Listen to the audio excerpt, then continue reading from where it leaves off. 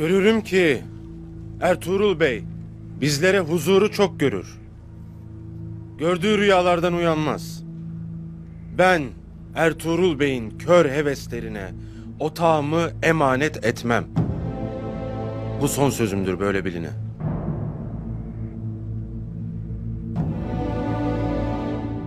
Hayali olmayanın istikbali de yoktur Gündoğdu Bey. Bütün gayemiz Kayı Obası'nı hak ettiği mertebeye getirmektir. Başkalarının kölesi haline değil. Benim de son sözüm budur.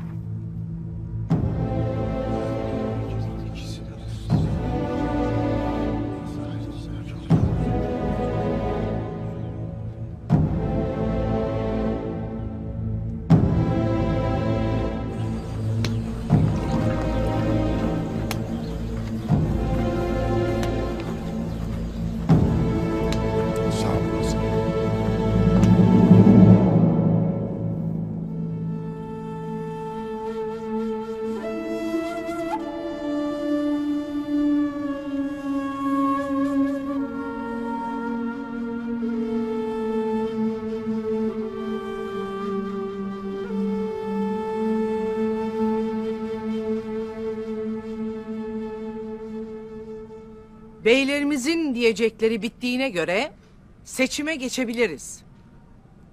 Gündoğdu Bey ve Ertuğrul Bey oğlum olduğu için ben rey hakkımı kullanmayacağım. Gündoğdu Bey'i Kayı Bey makamında görmek isteyenler buyursun.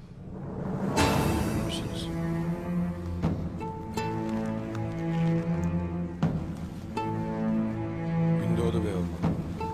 Gündoğdu Bey. Gündoğdu.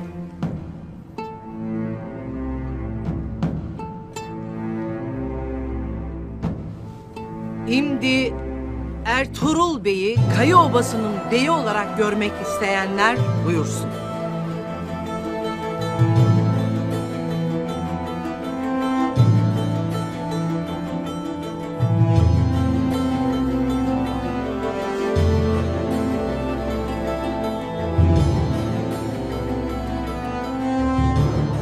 Kayı Obası'nın beylik makamına 10 bey Gündoğdu Bey'i, 6 bey Ertuğrul Bey'i seçmiştir. Kayı Obası'nın beyi Gündoğdu Bey'dir.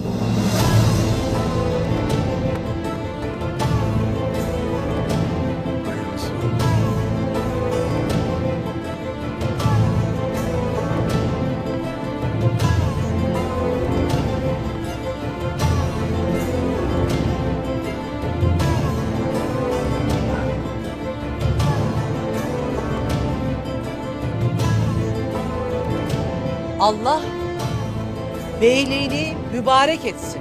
Amin. Beyliğini adilce yaptırsın. Amin. İradesini güçlü kılsın. Amin.